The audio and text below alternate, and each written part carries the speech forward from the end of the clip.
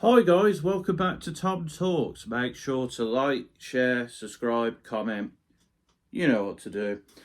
Today, I'm a bit late to this one, I've got to say, but there's been a lot going on in the music world and football and other things. But I'm finally here to talk about Nosferatu.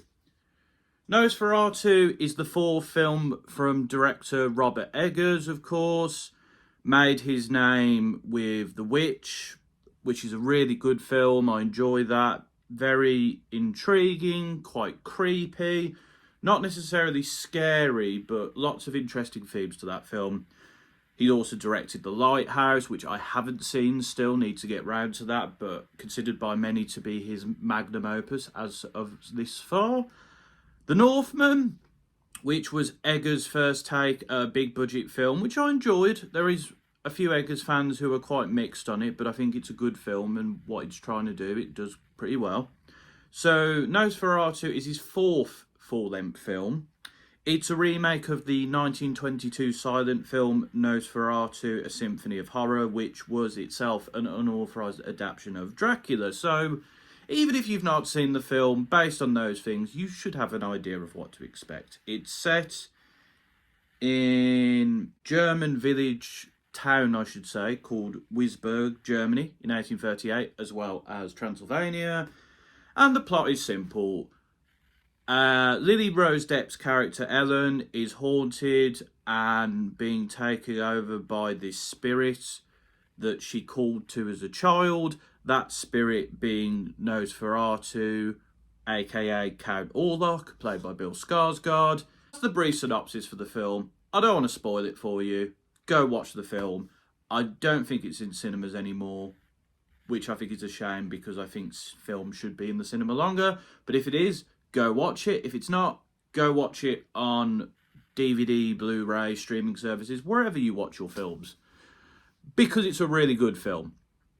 And after The Northman, which, as I said, is a film I enjoyed, but it wasn't amazing, I think Eggers is back on track. I think he's back in his comfort zone. He's making something that is still decently budgeted, but it's something that you can tell he has a bit more control over. And it's paid off because the film has been a huge success. By far, his best film in terms of profits and box office. Not his most critically acclaimed. We'll get to that. So let's get into it, shall we? Lily Rose Depp as Ellen. Fantastic. I'd heard about Lily Rose Depp in The Idol and that programme being a mess and a bit all over the place. But Lily Rose Depp is a fantastic actor. Really great performer, emotive, passionate. The bits where Lily Rose Depp's character is distorting and the eyes going back, it's brilliant. Fantastic horror performance in my opinion, and somebody who should be up for Oscar nominations, BAFTA nominations, etc.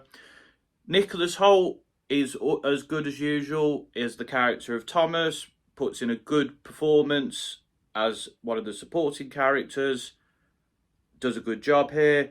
Bill Skarsgård as well as Count Orlok, a truly menacing villain. The design of Count Orlok is terrifying, the performance is terrifying. Brilliant acting performance. Again, should be nominated for Oscars, BAFTAs, etc. Aaron Taylor Johnson as Frederick and Emma Corrin as Anne. Both put in good performances. They play the roles well. They give some different personalities into the mix.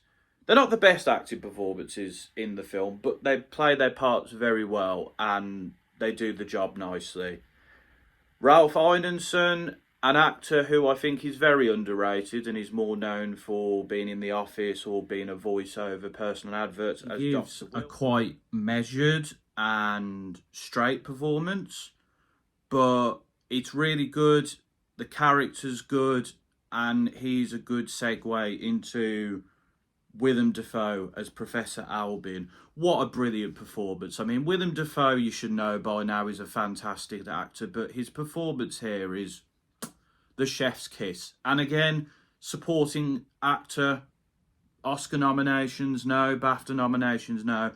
The lack of acting nominations in the big awards categories for these people, I think, quite frankly, is disappointing and is a disgrace, because there's been some fantastic performances in this film, in particular Lily Rose Depp, Bill Skarsgård, and Willem Dafoe. But everyone here is just, yeah, really good. Eggers, the film is paced very well, it's shot well. The cinematography, which Jarin Blaschke has been nominated for Best Cinematography at the Oscars and other awards shows as well, is well deserved. I love the close-ups when there's the distortions, the use of Count Orlok's dark hand moving over the city and casting a darkness. I've also just completely forgot. Well, I had forgotten, but I've remembered now. A lot of the scenes have the actors half in the light, half in the dark, and I think this is such a really good visual representation of like Count Orlok's presence, and in particular with Lily Rose Depp's character, him taking over these people and taking over their lives. That's something. It's something I had to just mention because it's a really good use of lighting. Oh, there's so much good cinematography in this film. It's fantastic. The film's also been nominated at the Oscars for makeup and hairstyling, production design, and costume design. Really well deserved. I mean, the costumes here are really great. The makeup is used fantastically, especially on Count Orlok.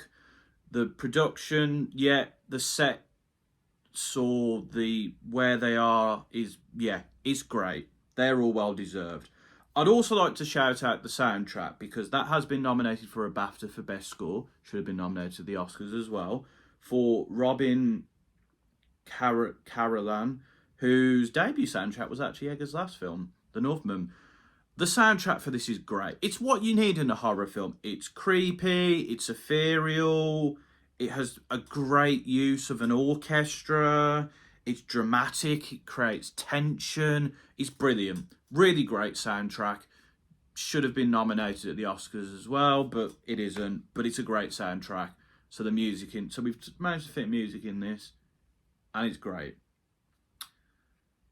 But yeah, this film, it's as for my thoughts on the plot, I think it's paced very well. I think the structure of it is good. You kind of know what's going to happen towards the end, but I think how we get to that is done very well.